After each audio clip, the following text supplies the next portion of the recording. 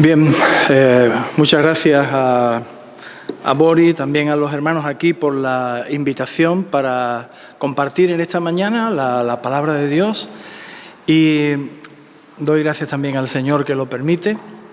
Estoy agradecido a los hermanos por el apoyo que he recibido de los hermanos de esta congregación en este tiempo tan especial que estamos atravesando, después de que el Señor en su soberanía pues llamara a su presencia a mi madre.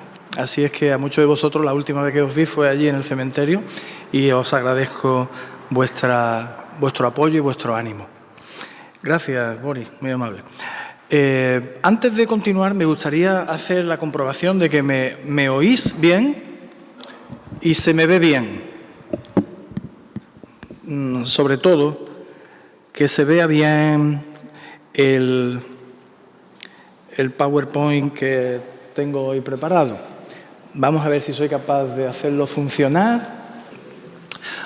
Hoy es día 23 de abril del año 23, que tiene cierta gracia, ¿no? 23 de abril del 23, y hoy es el día del libro. He estado mirando algunas frases bonitas sobre los libros, y he encontrado una que dice: una habitación sin libros es como un cuerpo sin alma. Esto lo dijo Marco Tulio Cicerón. Otra que he encontrado que me ha gustado mucho: si yo tuviera hambre y estuviera desvalido en la calle, no pediría un pan, pediría medio pan y un libro. Qué bonito, ¿no? Federico García Lorca, poeta andaluz. Allí donde se queman los libros, se acaban por quemar a los hombres. Donde se quiere a los libros, también se quiere a los hombres. Esto no sé pronunciarlo, pero se lee Heinrich Heine, poeta y ensayista alemán. Los libros han ganado más batallas que las armas, de Lupercio Leonardo de Argensola, poeta, historiador y dramaturgo español. Pues si hay algún libro que mejor represente la literatura universal de todos los tiempos, ese libro es la Biblia, sin duda. Libro antiguo que tiene el mayor número de manuscritos, por lo tanto es el libro con mayor fiabilidad de los antiguos, es el libro de mayor difusión, es el libro que ha sido más veces traducido, es el libro de mayor influencia positiva en la humanidad, tanto a nivel intelectual como a nivel emocional, como a nivel moral, espiritual, cultural y social.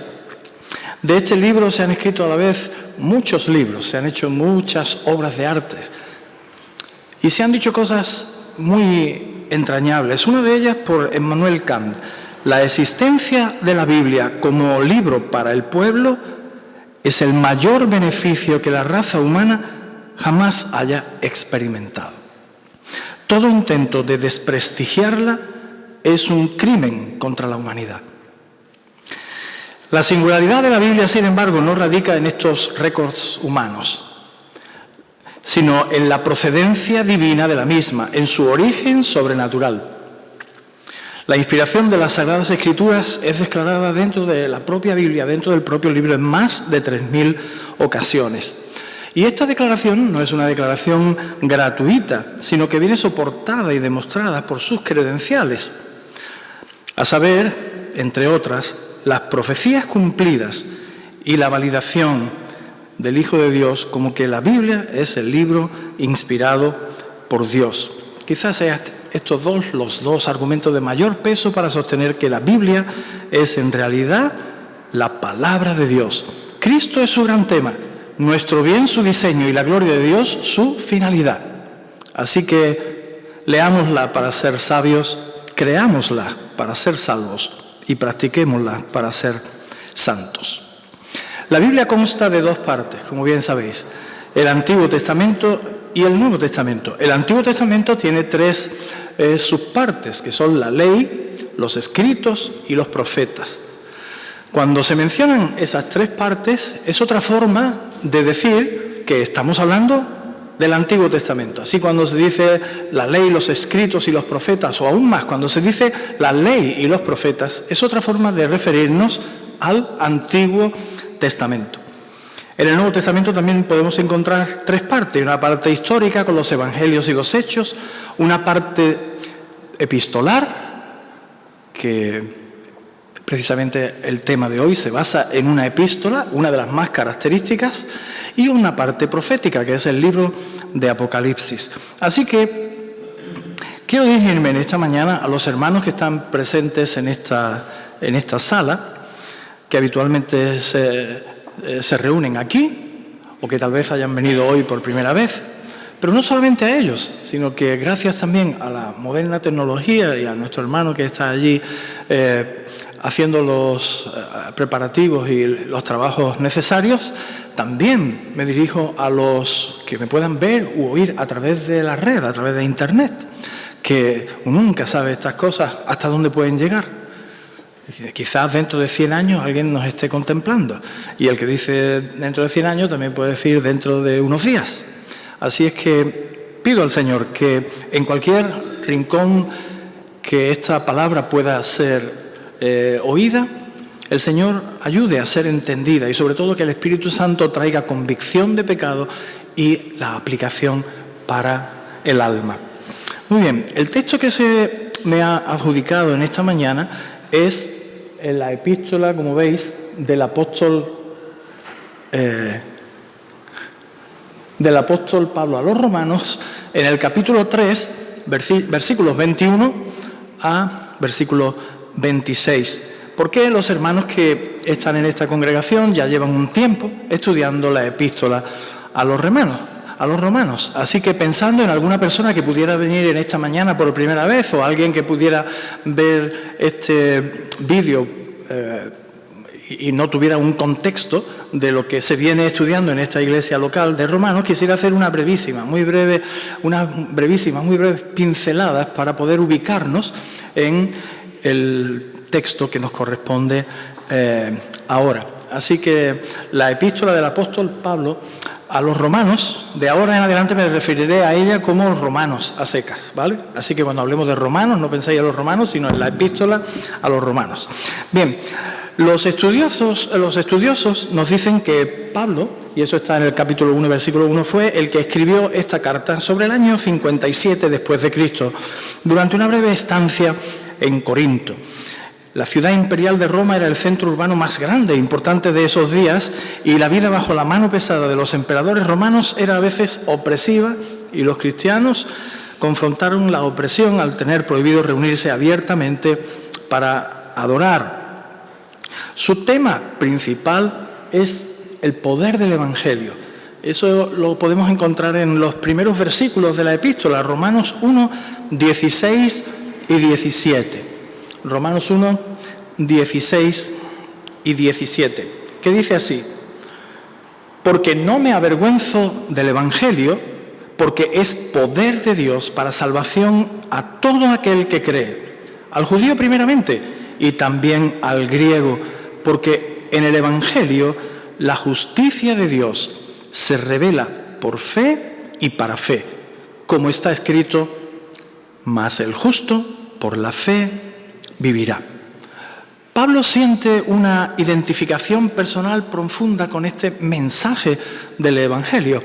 Así que algunos han intentado ver cuál es el tema general de esto, y es el tema del Evangelio. ¿Cómo puede una persona?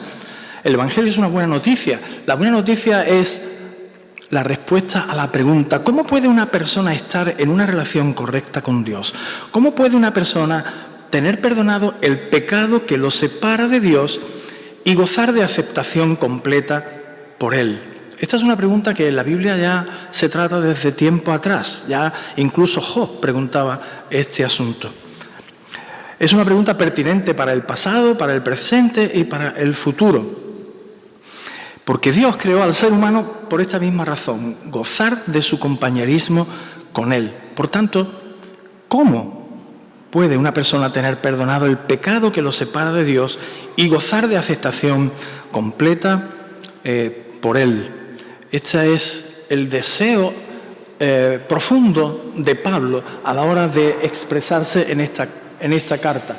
Por eso algunos han llamado a la epístola de los Romanos el Evangelio según Pablo. Las buenas noticias acerca de cómo responder a la pregunta: ¿de qué forma una persona puede ser perdonada? para vencer la separación con Dios y gozar de la aceptación completa por Él. Muy bien, para seguir ubicándonos, no solo ya en Romanos en general, sino en la porción que nos toca hoy, pues brevemente comentar que vamos a mirar algo del capítulo 3, y podríamos decir que hasta ahora lo que se ha ido viendo ha sido esencialmente lo siguiente. En primer lugar, Pablo ha presentado sus saludos, como es habitual, y también ha presentado el propósito de su escrito, que lo acabamos de leer, ¿verdad? El justo por la fe vivirá. Después de eso ha habido una segunda parte en donde se ha hablado de la necesidad de la justificación. Y ahora hay una tercera parte que, mirad qué curioso, empieza hoy mismo. Así que entonces, bien, solamente nos hemos perdido 2 partes, ¿no? Hoy mismo comienza la tercera parte de esta epístola. Bueno, clasificaciones hay diversas, pero he tomado un par de ellas y he visto que más o menos estos 2 autores lo clasificaban así. Digo, sé que hay un cierto consenso de que muchos pues dividen a la carta de esta manera. Los medios de la justificación. Hoy sería entonces el comienzo de esta tercera parte. El título del mensaje, entonces, en esta mañana sería La justicia de Dios. Tal vez podríamos hacer un título más largo preguntándonos cómo puedo yo ser declarado justo ante un Dios, o cómo evitar que el peso de la justicia divina caiga sobre mí.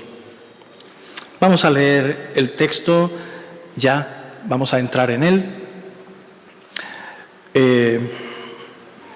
Boris me ha dicho que dispongo de tiempo suficiente, pero cuando vea que ya los hermanos empiezan a irse, que empiece a considerar yo el ir terminando. Bueno, vamos a leer el texto, Romanos 3, 21 a 26. Aquí lo tenemos, pero podéis consultar vuestra Biblia, vuestros teléfonos móviles, vuestros dispositivos, etc. Pero ahora, aparte de la ley, se ha manifestado la justicia de Dios, testificada por la ley y por los profetas. La justicia de Dios por medio de la fe en Jesucristo, para todos los que creen en Él, porque no hay diferencia, por cuanto todos pecaron y están destituidos de la gloria de Dios, siendo justificados gratuitamente por su gracia, mediante la redención que es en Cristo Jesús, a quien Dios puso como propiciación por medio de la fe en su sangre, para manifestar su justicia, a causa de haber pasado por alto en su paciencia los pecados pasados, con la mira de manifestar en este tiempo su justicia, a fin de que Él sea el justo y el que justifica al que es de la fe de Jesús. Bueno, dice Vizcarraballosa que a los predicadores se nos da un desafío, es no complicar lo sencillo y simplificar lo complicado. Hay aquí algunas palabras complicadas, algunos términos técnicos y algunos conceptos difíciles. Que el Señor nos dé gracia para explicarnos con suficiente claridad, para simplificar lo complicado. Y en ningún caso, por favor, complicar lo simple. Así es que vamos a ver en nuestro primer punto, la justicia de Dios, pues ¿cuál es la primera distinción que vamos a tratar de hacer? La acepción. Ya sabéis que, bueno, a lo mejor los nombres en los que he dividido el mensaje os resultan un poco extraños. Es lo que suele ocurrir cuando tú quieres poner todos los puntos del mensaje que empiecen con la misma letra, ¿vale? Entonces, como todos van a empezar con la A, he buscado la palabra acepción. ¿Sabéis lo que significa acepción, no? ¿Sabéis la acepción de la palabra acepción, no? El significado de una palabra. ¿Qué significa la palabra justicia en la frase la justicia de Dios cuando se hace alusión a esta frase en la Biblia, ¿no? O cuando se hace alusión a esta palabra en la Biblia. Y la cuestión es que hay 3 formas de entender la frase la justicia de Dios. Una de ellas, la primera, es que la justicia significa el carácter de Dios. Dios es un Dios cuyo carácter es justo, es perfecto, es santo. Y cuando nos referimos a esa realidad, hablamos de la justicia de Dios, la justicia que le pertenece, que le es propia a Dios, ¿verdad? La segunda manera en que hablamos de la justicia de Dios es cuando lo hacemos en referencia a la falta de un carácter piadoso del hombre. ¡Ay, Dios mío, como me caiga la justicia de Dios encima! Porque sabemos que nuestra condición es pecaminosa, depravada, injusta, torcida e imperfecta. Y si nos cae la justicia de Dios. Esta es la segunda manera en que se puede entender la frase la justicia de Dios. Estas dos maneras todo el mundo las ha oído siempre y las entiende con mucha facilidad. Pero os sugiero que, por favor, ahora prestéis mucha atención a la tercera manera de poder entender el concepto de la justicia de Dios.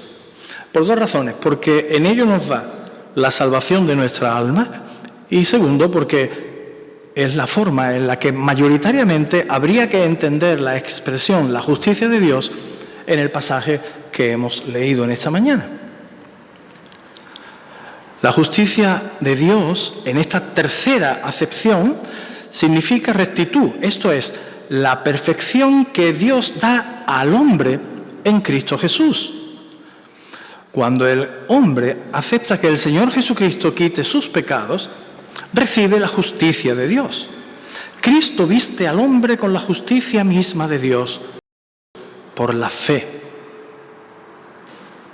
No sé si lo he explicado bien, pero para insistir un poco más en esta tercera manera de entender la justicia de Dios, que no es que estamos hablando de que Dios es justo, que no es que estamos hablando de la justicia de Dios como un sistema legal que como nos caiga encima nos fulminaría, sino que estamos hablando de que Dios nos regala su justicia para que nosotros podamos ser justos. La Biblia lo dice así en algunos pasajes, por ejemplo en 2 de Corintios 5, 21, dice así la palabra del Señor: al que no conoció pecado, Jesús, por nosotros Dios lo hizo pecado, para que nosotros fuésemos hechos justicia de Dios en él.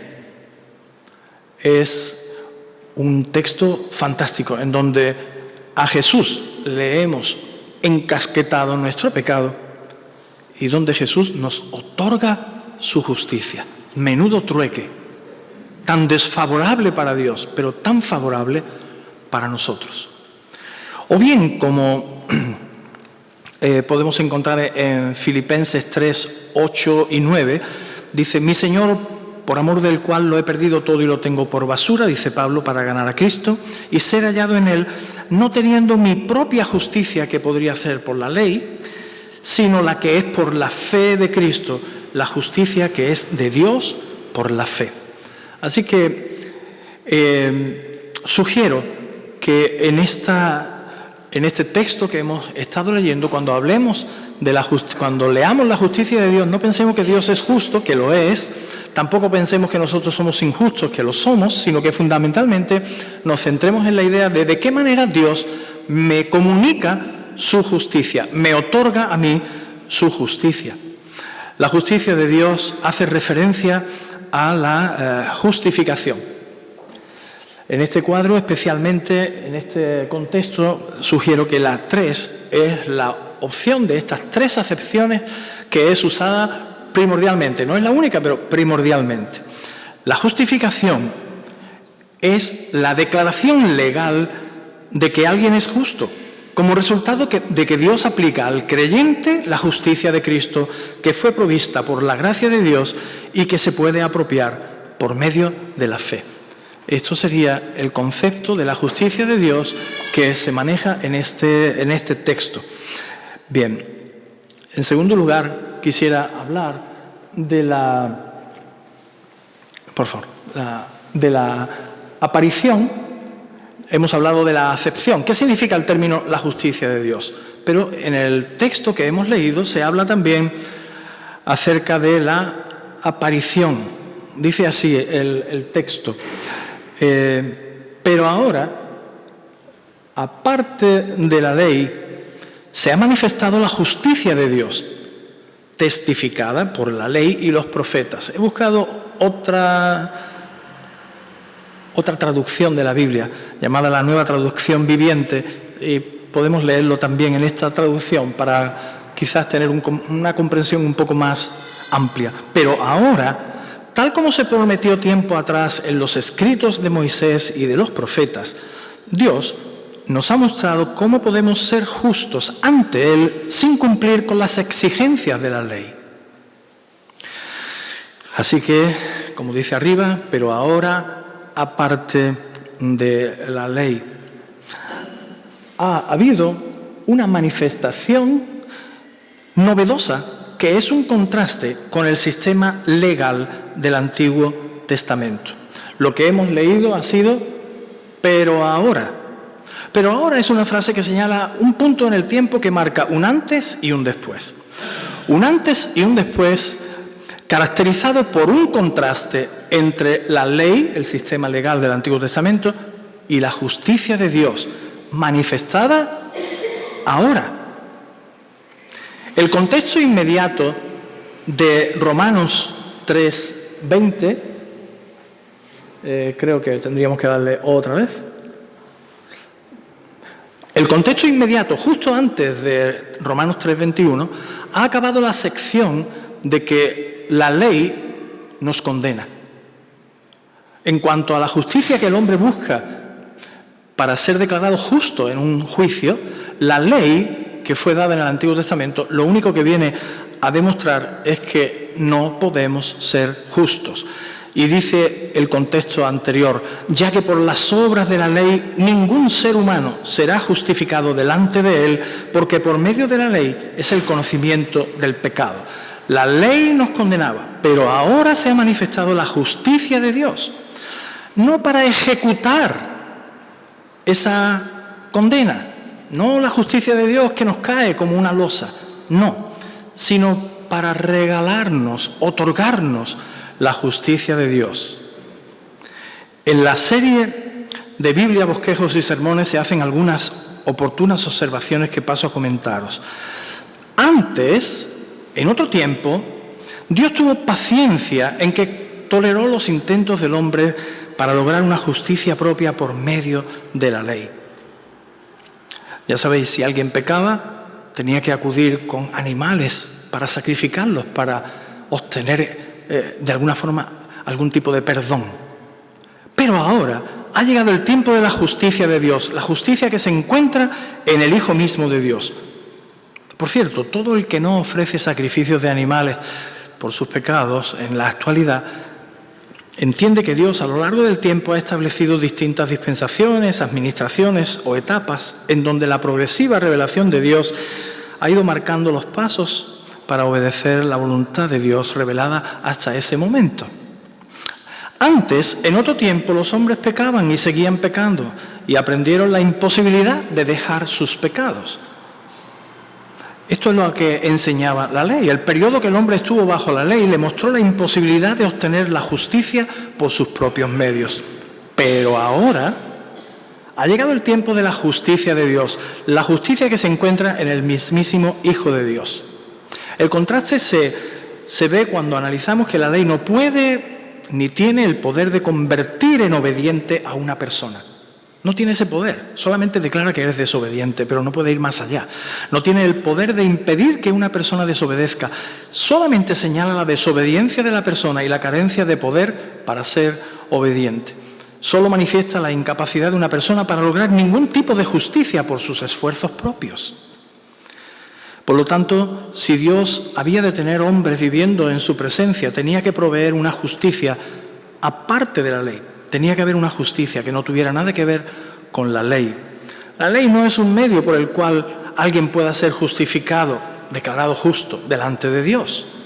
Nunca fue su propósito. La ley fue dada para que por medio de ella adquiriéramos el conocimiento del pecado.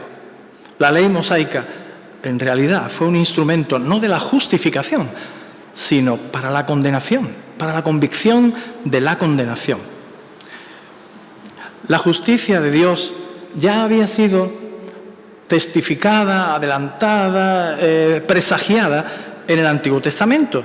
Y así, en el texto que vemos a continuación, podemos observar que tanto Abraham como David fueron mencionados en el Antiguo Testamento como ejemplos de personas que iban a beneficiarse de lo que era la justicia que Dios otorgaba. Así, por ejemplo, se dice que pues diremos que halló Abraham cuando Abraham nuestro padre según la carne, porque si Abraham fue justificado por las obras, tiene de qué gloriarse, pero no para con Dios. Porque ¿qué dice la Escritura? Creyó Abraham a Dios y le fue contado por justicia. Pero al que obra no se le cuenta el salario como gracia, sino como deuda. Mas al que no obra, sino cree en aquel que justifica al impío, su fe le es contada por justicia. Y también de David, como también David habla de las bienaventuranzas del hombre a quien Dios atribuye justicia sin obras, diciendo, bienaventurados aquellos cuyas iniquidades son perdonadas y cuyos pecados son cubiertos. Bienaventurado el varón a quien el Señor no inculpa de pecado. Vamos al siguiente punto. Hemos visto la justicia de Dios. ¿Qué significa en este contexto la frase la justicia de Dios? Que no es que Dios es justo, que lo es, pero que no significa mayormente en este pasaje así, que no es que nosotros seamos injustos, que lo somos, sino que fundamentalmente es la justicia que Dios puede regalarnos en la persona de su Hijo. Hemos visto que la justicia se manifestó o apareció en contraste con el sistema legal del Antiguo Testamento. Ahora queremos ver el alcance de esta justicia. Y el texto nos dice, pero ahora, bueno, repito lo de antes para coger el hilo, ¿no? Pero ahora, aparte de la ley, se ha manifestado la justicia de Dios, testificada por la ley y los profetas. La justicia de Dios, por medio de la fe en Jesucristo, para todos los que creen en Él, porque no hay diferencia, por cuanto todos pecaron y están destituidos de la gloria de Dios. Entonces, ¿cómo se alcanza la justicia de Dios? La justicia de Dios es alcanzada por medio de la fe, se recibe por medio de la fe. Vuelve a repetirse el texto que leímos al principio, que era, digamos, el propósito general de la epístola a los romanos. Porque en el Evangelio la justicia de Dios se revela por fe y para fe, como está escrito. Mas el justo por la fe vivirá. La fe no es una buena obra por la que esperar una recompensa. La fe es una mano tendida. Es la mano abierta de un mendigo moral, de un enfermo terminal que busca la solución a su miseria por medio de recibir lo que otro pueda suministrar. La fe que justifica y salva es la fe depositada en Jesucristo. La justicia de Dios por medio de la fe. No vale la fe en otra persona o cosa. Hay quienes tienen fe en su suficiencia propia, o fe en su propio camino, o fe en una religión, o en un sistema filosófico, o en un líder carismático, o incluso los hay que tienen fe en la propia fe. No importa. Lo importante es que tengas fe, no importa en qué, pero ten fe. Hay quien tiene entonces fe en la fe. Pero esté basada donde esté basada la fe, será una quimera, una mera ilusión. Porque la única fe a la que hace alusión Pablo en esta epístola es la fe que está basada en Jesucristo y en su obra. ¿Por qué? Pues porque nos dice el libro de los Hechos, porque en ningún otro hay salvación, porque no hay otro nombre bajo el cielo dado a los hombres en que podamos ser salvos. Me encanta poner un ejemplo bíblico, siempre me encanta este ejemplo. Cuando tengo que predicar el Evangelio en 2 minutos, siempre hablo de lo mismo, porque me parece que es la forma más rápida de explicar con un ejemplo vivo qué es eso de la fe. Y hago alusión al ladrón arrepentido. El ladrón arrepentido fue aquel hombre que, estando en la cruz del Calvario, pero no en la de Jesús, sino al lado, y con otro compañero de barrabasadas, pues clamó al Señor. Y mira, él no tuvo tiempo de hacer ninguna buena obra, ni por él, ni por su compañero, ni por Jesús. Él no tuvo tiempo de hacer nada bueno por nadie. No tuvo la capacidad de clamar a nadie, porque ¿quién le iba a ayudar? Pero clamó con fe a Jesús. No podía ofrecer nada. pero clamó con fe a Jesús y Jesús le dijo: de cierto te digo que hoy estarás conmigo en el paraíso. Y alguno podría preguntar: ¿y ya está? Pues sí, ya está.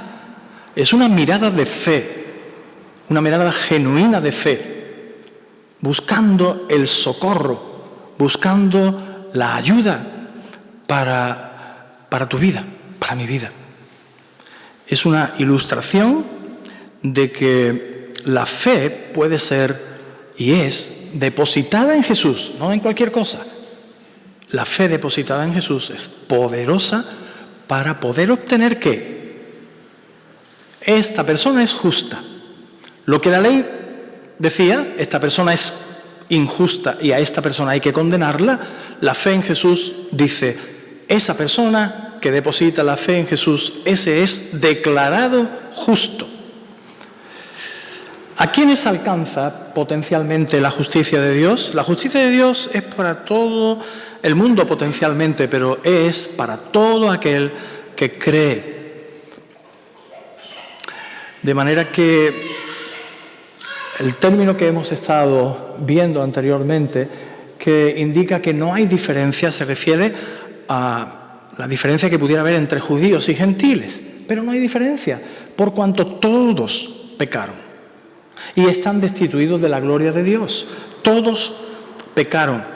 Este término de todos pecaron, los que entienden del griego dicen que está en el modo verbal aoristo, que eso apunta al hecho de un pecado cometido en un momento determinado de la historia y cuyas consecuencias todavía están siendo vigentes. Y puesto que ese pecado ocurrió, entonces todos están y continúan estando destituidos de la gloria de Dios. Hemos estado cantando hoy acerca de la gloria de Dios y que nos una con Él. La gloria de Dios es su esplendor, es la manifestación externa de sus atributos. Dios quiere que todos compartan ese esplendor y que lleguen a ser como Él mismo en su carácter, es decir, que sean como Cristo. Pero ahora mismo estamos destituidos de la gloria de Dios, salvo que mediante la fe en el Señor podamos recibir la declaración de justos. Siendo la situación de la humanidad entera de condenación y no habiendo diferencia entre judíos y gentiles por cuanto todos pecaron, la única solución a la restauración es la de la fe en la obra salvífica de Jesús en la cruz del Calvario. Pero eso nos lleva al siguiente punto. Y ahora me gustaría repasar un poquito más lo que venimos mirando para que se nos quede quizás un poco mejor. Vale, un poco más, por favor. Mirad, este es el texto que venimos considerando y hemos estudiado sobre él brevemente la palabra acepción. ¿Qué significa la palabra la justicia de Dios? Y mirad, hemos ido considerando el texto, y aquí lo he subrayado en verde para que veáis todas las veces en el que el término la justicia de Dios ha aparecido. Pero ahora, aparte de la ley, se ha manifestado la justicia de Dios y hemos dicho que es la forma en la que Dios declara justo a una persona. Esa justicia ya había sido manifestada por los profetas y por la ley y por los profetas. La justicia de Dios por medio de la fe en Jesucristo para todos los que creen en Él, porque no hay diferencia por cuanto todos pecaron y están destituidos de la gloria de Dios, siendo justificados otra vez, siendo receptores de la justicia de Dios, ¿verdad? Justificado es ser receptores de la justicia de Dios, gratuitamente por su gracia mediante la redención que es en Cristo Jesús, a quien Dios puso como propiciación por medio de la fe en su sangre para manifestar su justicia a causa de haber pasado por alto en su paciencia los pecados pasados, con la mira de manifestar en ese tiempo su justicia, a fin de que Él sea el justo. Aquí sí que se habla de que Él es justo, ¿verdad? Y el que justifica o el que manifiesta la justicia de Dios al que es de la fe de Jesús. Eso hemos visto básicamente en el punto 1, la definición de la justicia en este texto. En el punto 2 hemos estado considerando la manifestación, la aparición, por favor, pero ahora indica esa transición. Había algo antes, hay algo después, y ese algo después es porque se ha manifestado. ¿Qué se ha manifestado? La justicia de Dios. Y aún habremos de ver en el versículo 25 un poco más la idea de que el Señor manifestó su justicia. Y en este tercer punto que acabamos de ver, que tiene relación con el alcance de esa fe, lo hemos visto en que por medio de la fe en Jesucristo y para todos los que creen en Él, porque no hay diferencia por cuanto todos pecaron. Y más adelante también, aunque hemos considerado solo los versículos centrales, un poquito más adelante se incide de nuevo en la idea de que esta justicia de Dios alcanza a las personas por medio de la fe en la sangre de Cristo y alcanza a todos aquellos que Dios justifica porque son de la fe en Jesús. Y el último apartado sería el apartado del asentamiento. ¿En qué se asienta todo este programa de la justicia de Dios para nosotros? Este programa se asienta en lo que básicamente hemos puesto aquí en rojo en el pasaje. Se asienta en la gracia de Dios. Se asienta en la gracia de Dios. Se asienta en la redención de Jesucristo, a quien Dios puso como propiciación. Entonces miraremos brevemente en estos minutos estos tres conceptos. El concepto de que la salvación, la justificación es por gracia, viene repetido en diversos lugares del Nuevo Testamento. Hay un versículo muy claro en Efesios 2:8 que dice: porque por gracia sois salvos por medio de la fe, y esto no de vosotros, pues es un don de Dios. No por obras, para que nadie se gloríe, porque somos hechura suya, creados en Cristo Jesús para buenas obras, las cuales Dios preparó de antemano para que anduviésemos en ellas. Tal vez alguna persona puede decir: ¿y dónde está entonces el papel o la importancia de hacer buenas obras? Bueno, aquí lo dice este texto que acabamos de leer. No somos salvos por obras, pero cuando somos salvos, entonces Dios tiene preparadas obras para que andemos en ellas. Pero no somos salvos por obras, porque las obras que nos pide la ley, lo que nos enseña es que estamos incapacitados para cumplirla, y las obras nos condenan, la ley nos condena. Ahora, se ha definido la misericordia de Dios como que Dios no nos da lo que nos merecemos. Nos mereceríamos algo muy grande, un palo muy grande, pero Dios no nos lo da. Alguien ha definido la gracia de Dios como que Dios nos da lo que no nos merecemos. ¿Qué es lo que no nos merecemos? La justicia, y Dios nos la otorga, Dios nos la concede. Dios nos declara justo por la fe en Jesucristo. Pero en la base está la misericordia, la gracia de Dios. Alguien ha definido la gracia de Dios como el conjunto de todos los recursos de un don de amor en favor de un perdido pecador.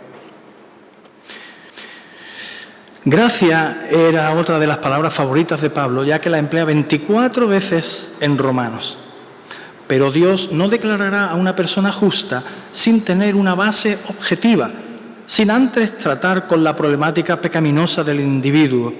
¿Cuál es esa base? ¿Cuál es ese asentamiento? Es la redención en Cristo Jesús. Y eso nos pasa al siguiente punto. La palabra redención implica el pago por un esclavo. Hoy hemos cantado algo acerca de la redención también. Hemos sido librados del pecado y se ha pagado un precio para librarnos de la esclavitud del pecado. ¿Quién ha pagado ese precio? ¿Quién ha pagado el precio de la redención? Lo ha pagado el Señor Jesús. Este concepto de redención y de pago del precio para sacarnos de la esclavitud está un poco como al margen, porque el tema principal de todo el pasaje tiene que ver con la justicia de Dios. Y con eso tiene que ver el término de propiciación.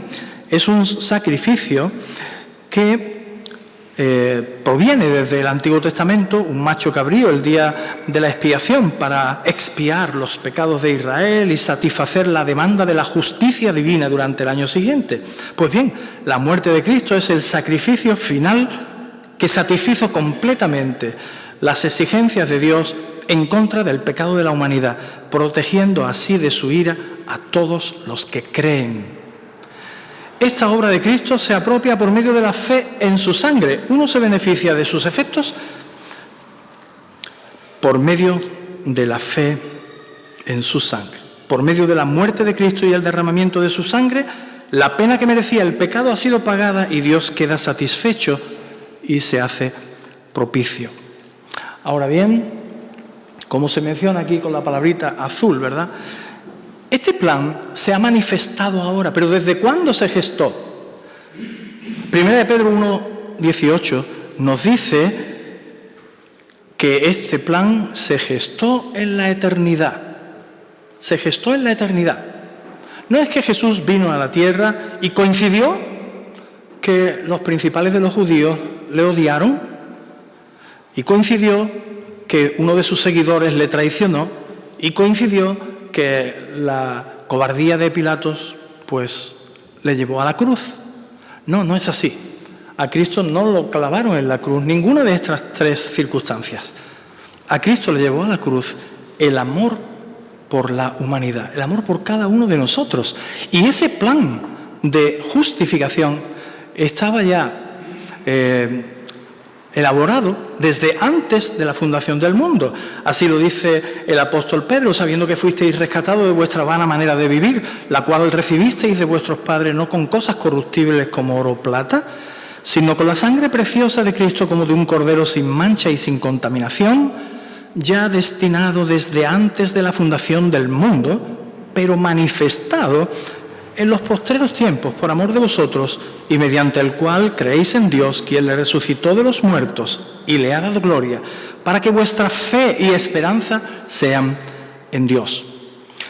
¿Por qué no castigó Dios siempre los pecados en el pasado? ¿Quiere decir esto que no es justo después de todo?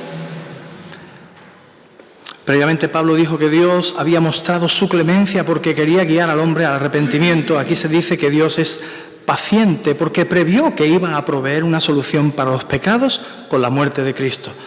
Tal paciencia es una evidencia de su gracia, no de su injusticia. Pablo insistía tanto en que se reconociera la justicia de Dios que repitió las palabras manifestar su justicia. El propósito de Dios con la muerte redentora y propiciatoria de Jesucristo era que se le reconociera a Dios como justo y como aquel que justifica o declara justa a una persona que es de la fe de Jesús.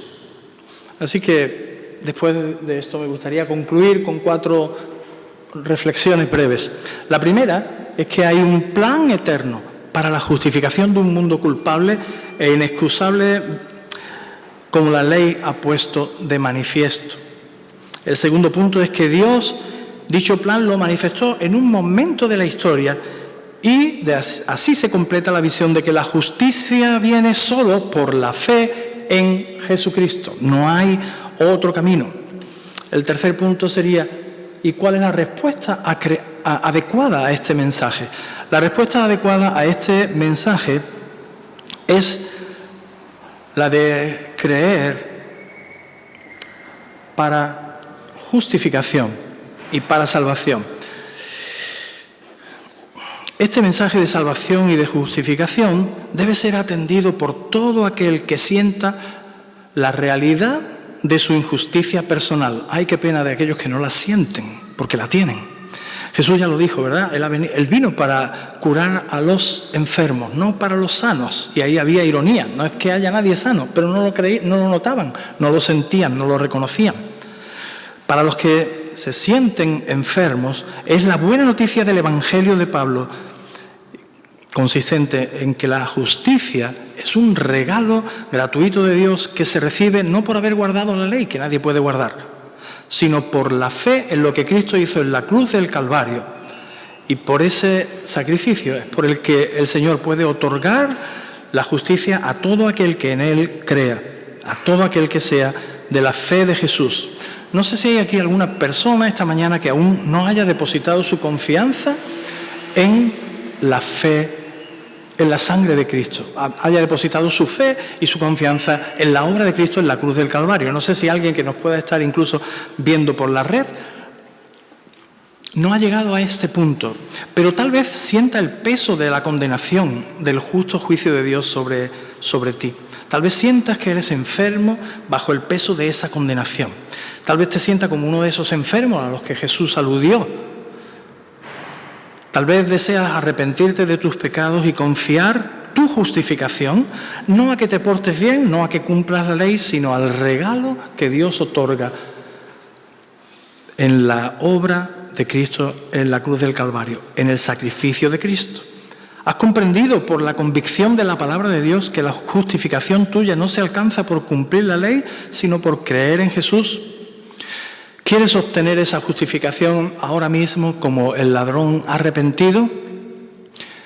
Si has comprendido toda esta realidad espiritual, pide a Dios que te salve por fe ahora mismo. Ora al Señor. Habla con algún hermano presente aquí en la sala, o si estás viendo por internet, consulta la página que reproduce este vídeo porque está de acuerdo con el contenido bíblico del mismo. Lee la Biblia. Si aún no tienes la comprensión bíblica de este tema, piensa cuál es el próximo paso que debo dar para comprender y para llegar a poner mi fe y mi confianza en la persona de Jesús. No lo dejes. Eso es lo que el enemigo de nuestras almas quiere. Que pienses en otra cosa y que lo dejes, pero no lo hagas, porque no hay nadie, aparte de Jesús, en quien podamos ser salvos. En ningún otro hay salvación, porque no hay otro nombre bajo el cielo dado a los hombres en que podamos ser salvos. Nosotros somos creyentes, sintamos la misma pasión por el Evangelio que sentía Pablo. Habiendo recibido nosotros tal regalo de gracia, ¿cómo no habremos de regalar por gracia este conocimiento a otros para que sean salvos por fe, para honrar a Dios y para obedecerle? Si Dios ha sido en su paciencia generoso en perdonar, ¿cómo podríamos nosotros dejar de tener un corazón perdonador? Si Dios no solo ha sido generoso, sino que también ha sido un gran sufridor, porque Él ha sufrido en sus propias carnes el precio del pecado, ¿cómo no sufrir por llevar el Evangelio de Cristo? Hermanos, ¿cuál es? Y me pregunto, ¿cuál es tu próximo y mi próximo paso para poner esto por obra o para ampliar lo que ya estamos poniendo? Tampoco lo dejemos en el olvido, que es lo que desea también el enemigo de nuestras almas. El Señor quiera usar esta sencilla palabra en esta mañana y bendecir a todos los que confíen en Él. Amén.